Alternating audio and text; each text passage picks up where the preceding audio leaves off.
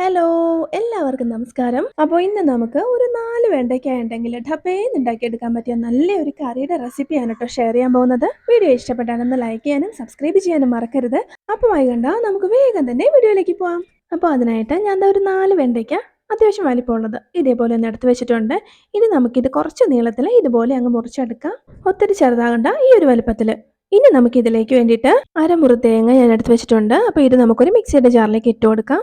ഇനി ഒരു ടീസ്പൂൺ നിറയെ മുഴുവൻ കുരുമുളക് ചേർത്ത് കൊടുക്കാം. മുഴുവൻ കുരുമുളക് ഇല്ല എന്നുണ്ടെങ്കിൽ കുരുമുളക് പൊടിയാണെങ്കിലും 1 ടീസ്പൂൺ ചേർത്ത് കൊടുത്താൽ മതി. ഇനി ഇതിലേക്കൊരു 1/2 ടീസ്പൂൺ മഞ്ഞൾപ്പൊടിയും കൂടി ചേർത്ത് കൊടുക്കുക. അതിനുശേഷം ആവശ്യത്തിന് വെള്ളവും കൂടി ഒഴിച്ച് ഇത് നല്ല ഫൈനായിട്ട് നമുക്കൊന്ന് അരച്ചെടുത്ത് മാറ്റി വയ്ക്കാം. ഇനി നമുക്ക് നമ്മളുടെ കറി റെഡിയാക്കി എടുക്കാം. അപ്പോൾ അതിനായിട്ട് ഒരു മൺചട്ടി ഞാനൊന്ന് ചൂടാവാനായിട്ട് വെച്ച് കൊടുത്തിട്ടുണ്ട്. 2 ടേബിൾ സ്പൂൺ വെളിച്ചെണ്ണയും കൂടി ഒഴിച്ചു കൊടുത്തു. ഇനി ഇതിലേക്ക് നമുക്ക് ഒരു ചെറിയ കഷ്ണം ഇഞ്ചി ഇതുപോലെ ഒന്ന് നീളത്തിൽ കട്ട് ചെയ്ത് ചേർത്ത് കൊടുക്കാം. കൂടെ തന്നെ ഒരു 3-4 അല്ലി വെളുത്തുള്ളി ഇതേപോലെ ഒന്ന് കട്ട് ചെയ്ത് അതും കൂടി ചേർത്ത് കൊടുക്കാം. ഒരു 2 മിനിറ്റ് ഒന്ന് ഇളക്കി കൊടുക്കാം.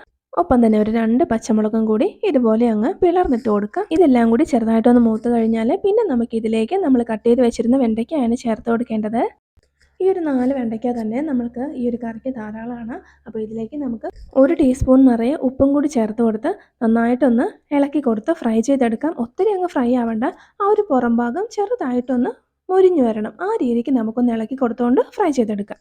അപ്പോൾ വെണ്ടയ്ക്കയുടെയൊക്കെ വെള്ളം വറ്റി ഇതേപോലെ പുറം ഭാഗമൊക്കെ ഒന്ന് ക്രിസ്പി ആയിട്ട് മൊരിഞ്ഞു വന്നിട്ടുണ്ട്. ഇത്രയും മതി. ഇതുപോലെ ആയിക്കഴിയുമ്പോൾ ഇതിലേക്ക് നമ്മൾ നേരത്തെ റെഡിയാക്കി വെച്ചിരുന്ന തേങ്ങയുടെ അരപ്പങ്ങ് ചേർത്ത് കൊടുക്കാം. അരപ്പ് ഇതുപോലെ ചേർത്ത് കൊടുത്ത ശേഷം ഫ്ലെയിം നന്നായിട്ടൊന്ന് കുറച്ച് വെച്ച് നല്ലപോലെ ഒന്ന് ഇളക്കി യോജിപ്പിച്ച് കൊടുക്കുക. അരപ്പിൻ്റെ ആ ഒരു പച്ചച്ചുവയും കാര്യങ്ങളും ഒന്ന് മാറുന്നത് വരെ നമുക്ക് ഇതുപോലെ പതുക്കെ ഒന്ന് ഇളക്കി കൊടുത്തുകൊണ്ട് കുക്ക് ചെയ്തെടുക്കാം. അരപ്പിൻ്റെ ആ ഒരു അല്പം വെള്ളമൊക്കെ ഒന്ന് വറ്റി ഒന്ന് കുക്കായി വന്നിട്ടുണ്ട്. ഇനി നമുക്കിതിലേക്ക് നമ്മൾ ഈ ഒരു തേങ്ങ അരച്ച ആ ഒരു ജാറിലേക്ക് 1/2 കപ്പ് വെള്ളവും കൂടി ഒഴിച്ച് ഇതുപോലെ അങ്ങ് കലക്കി ഒഴിച്ചു കൊടുക്കാം. ഇനി ഇതെല്ലാം കൂടി നന്നായിട്ടൊന്ന് മിക്സ് ചെയ്ത് കൊടുക്കാം. ഇത് നന്നായിട്ടൊന്ന് ചൂടായി വരട്ടെ. ഇതുപോലെ ചെറിയ തിള വരണം. ആ ഒരു സമയത്ത് നമുക്കിതിലേക്ക് തൈര് ചേർത്ത് കൊടുക്കണം. അപ്പോൾ അതിനായിട്ട് ഞാനൊരു 2 കപ്പ് തൈര് നന്നായിട്ട് കട്ടകളൊക്കെ ഉടച്ച് വെച്ചിരിക്കുവാണ്. അപ്പോൾ തൈര് എടുക്കുമ്പോൾ അധികം പുളിയില്ലാത്ത ഒത്തിരി കട്ടയാവാത്ത തൈര് വേണം ഇതിലേക്ക് എടുക്കാൻ. അതാണ് കൂടുതൽ ടേസ്റ്റ്. അപ്പോൾ ഇത് നമുക്ക് ഫ്ലെയിം കുറച്ച് വെച്ച് ഇതുപോലെ അങ്ങ് ഒഴിച്ചു കൊടുക്കുക. ഇനി നന്നായിട്ടൊന്ന് ഇളക്കി കൊടുക്കാം. തൈര് ഒഴിച്ച് കഴിഞ്ഞാൽ പിന്നെ തിളയ്ക്കാൻ പാടില്ല, നന്നായിട്ട് പിരിഞ്ഞു പോവും. അപ്പോൾ അതിൻ്റെ പേരിൽ ഫ്ലെയിം കുറച്ച് വെച്ച് ഇതുപോലെ അങ്ങ് ഇളക്കി കൊടുക്കാം. അതുപോലെ തന്നെ ഉപ്പ് നോക്കിയിട്ട് വേണമെന്നുണ്ടെങ്കിൽ ചേർത്ത് കൊടുക്കാം. ഞാനൊരു 1 ടീസ്പൂൺ കൂടി ഇതാ ചേർത്ത് കൊടുക്കുവാണ്. ഇനി ഇതിലേക്ക് നമുക്ക് ഒരു ഉപ്പും പുളിയും എരിവൊക്കെ ഒന്ന് ബാലൻസ്ഡ് ആകാൻ വേണ്ടിയിട്ട് 1 ടീസ്പൂൺ അളവിൽ പഞ്ചസാരയും കൂടി ഇതാ ചേർത്ത് കൊടുക്കുവാണ്. അപ്പോൾ കറി നന്നായിട്ടൊന്ന് ചൂടായി ഒന്ന് പതഞ്ഞ് വരാൻ തുടങ്ങിയിട്ടുണ്ട്.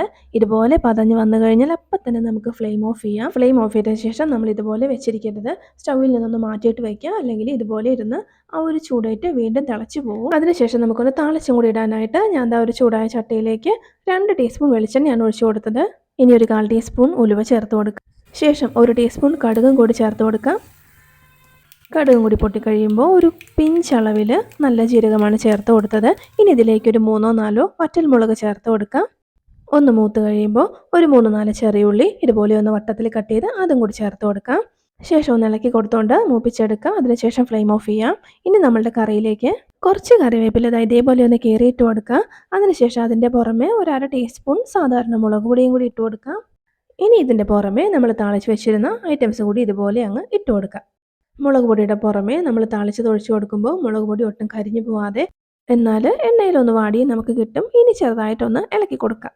അപ്പം നമ്മളുടെ നല്ല ടേസ്റ്റുള്ള വെണ്ടയ്ക്ക കൊണ്ടുള്ള നല്ലൊരു ഒഴിച്ചുകറി ഇവിടെ ഈസി ആയിട്ട് റെഡി ആയിട്ടുണ്ട്.